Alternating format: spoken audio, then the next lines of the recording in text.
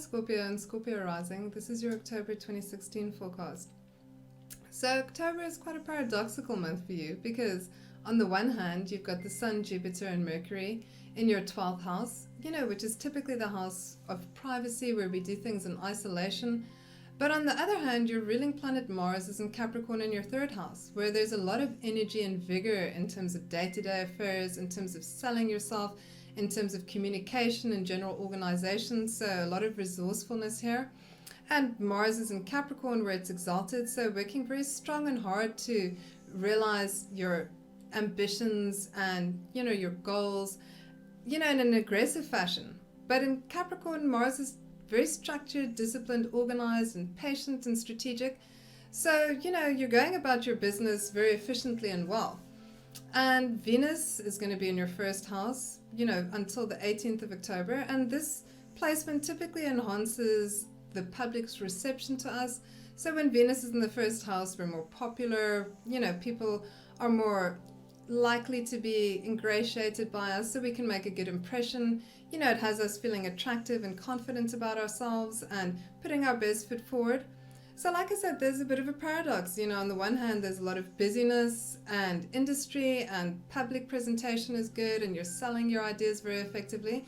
But for the first 3 weeks of the month, there's this kind of 12th house focus. So let me just explain a little bit about that.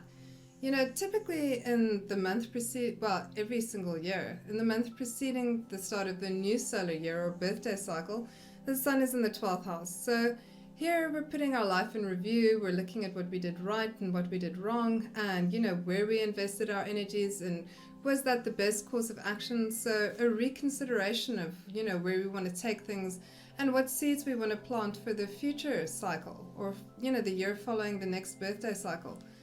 So lots of scheming and strategizing and work behind the scenes for you.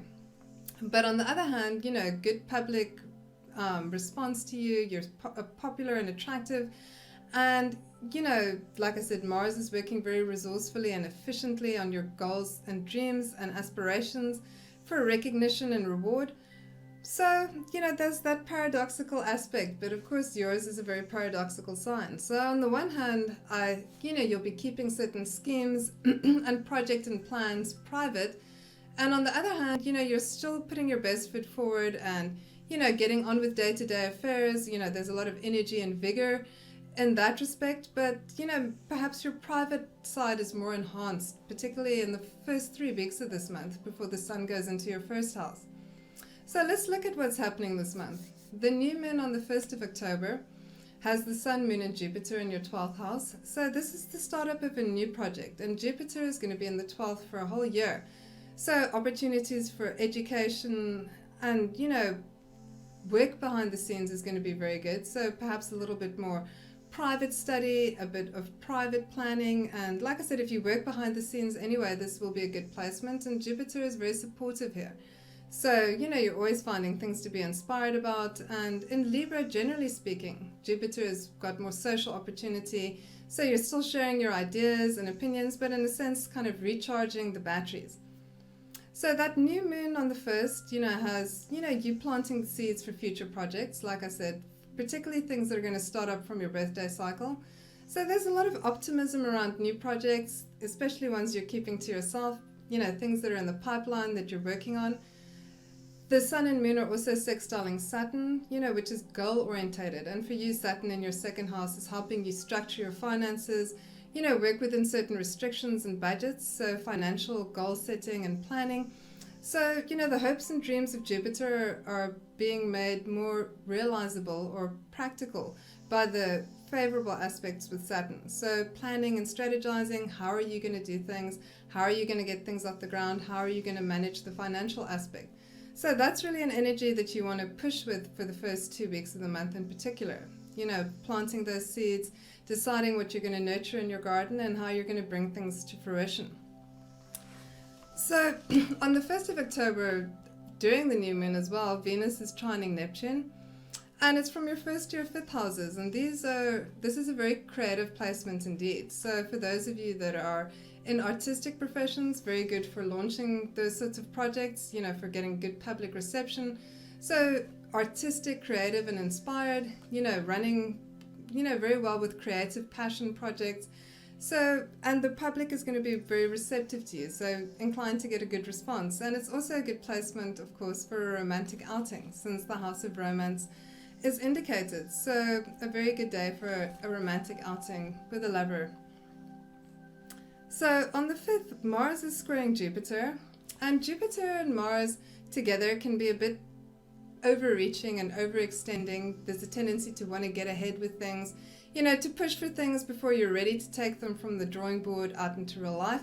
So you might just want to temper your exuberance at this time, because you might, like I said, overshoot the mark and, get a little bit too aggressive or ambitious or impatient with something that you want to get done. On the 11th, Mercury is conjuncting Jupiter in your 12th, and Mars is sextiling Neptune. So these aspects are very good, like I said, for bringing things together.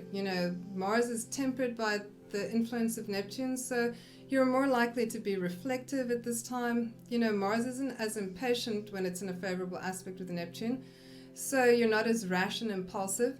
And Mercury and Jupiter really help you consolidate ideas. So if you're hatching something behind the schemes, this is a good day to pause and review, and to look at all the details that are involved, and to look at the bigger picture and compare notes and decide, how are you going to do it and where you're going to take it.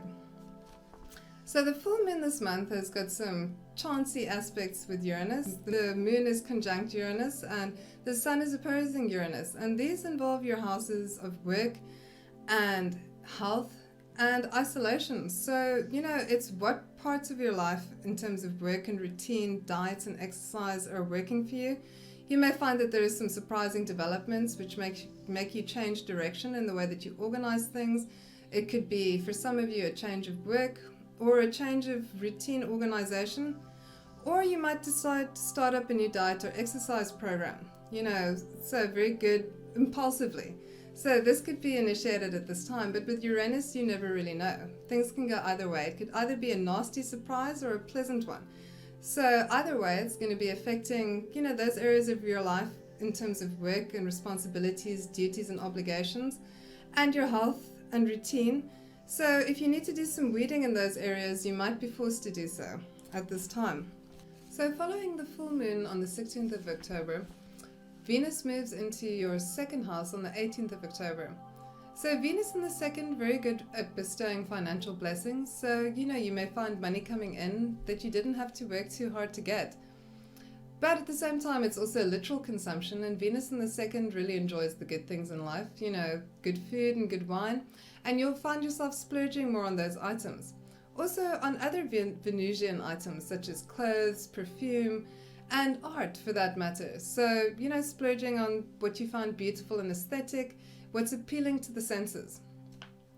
So on the 19th, Mars is conjuncting Pluto and Mercury is opposing Uranus. So Mars and Pluto together can pack quite a punch. It can really show the aggressive hard sell in your third house, and really show you standing your ground and not budging an inch, or taking other people's opinions into account. So, you could be a little bit over-domineering, and with Mercury opposing Uranus, you really want to put on the mouth guard, because you could say something that you really regret in the heat of the moment. Yet there's still a lot of that nervous energy left over from the full moon. So, because Mars and Pluto together are so strong, and Mars is your ruling planet, this is one that you want to just be a little bit careful of, because that restless agitation is going to be in the background. And the propensity to say more than you bargained on could also take place. So on the 29th, Mars is squaring Uranus. And since Mars is your ruling planet, this could make you a little bit more accident prone. So you also want to be careful at this time. So you could be a little bit more rash and impulsive and overexert yourself, straining a muscle. So just be a little bit more careful in your day-to-day affairs, and also just with communications generally speaking. So on the 29th, Venus is conjuncting Saturn in your second.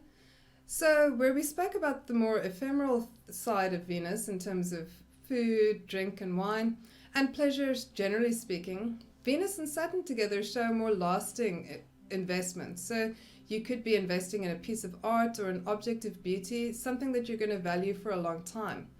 So nothing too frivolous at all. In fact, like I said, something that is really going to be beautiful and stay with you for years to come. So on the 30th, the month wraps up with a new moon in Scorpio in your first house. So with the new moon here, it's really about appearance and presentation, and Sun, Moon, and Mercury are trining Neptune in the 5th, so you're feeling very creative and artistic and inspired, and quite eloquent actually. So, very creative, artistic, poetic expression.